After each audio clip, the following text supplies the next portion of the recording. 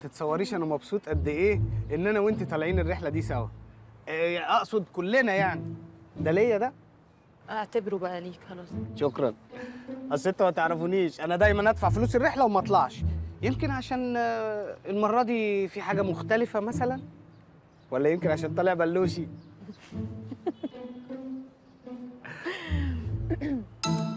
كابتن نوفل، ايوه احنا مش طالعين رحله، احنا طالعين مسابقه، والمفروض حضرتك مسؤول عن الفتنس. ايوه. طب ما هي فتنس اهي. فتنس دي ولا مش فتنس؟ افتنس اكتر من كده. لا هو من هنا، لا ده درجه الحراره هناك نار. طب هات بقى نازله حرانه قوي على فكره. بقول لك ايه، عامل حسابك في مايوهات وشورتات وكده؟ مايوهات ايه وشورتات ايه؟ احنا في ايه ولا في ايه؟ طب احنا هنستنى شويه ولا هنتحرك يا مس زهره؟ يلا طلعي الولاد على الباص يا بنات يلا يلا على الباص. يلا يا اولاد يلا. صباح الخير. يلا على الباص. اخبارك ايه؟ يلا يلا.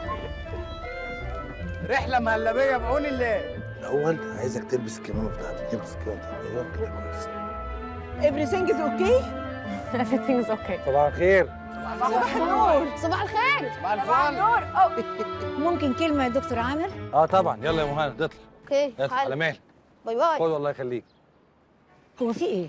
في ايه؟ نفسي اعرف انت بتعمل كده ليه؟ بعمل ايه؟ جاي متأخر وجايب معاك مهند، وانت عارف الولد لو سمع كلمة كده ولا كده نفسيته هتتعب، وبعدين هو ملوش دور هناك، لو حس بكده هيبقى مش مبسوط. طب ممكن تثقي فيا شويه وما تقلقيش؟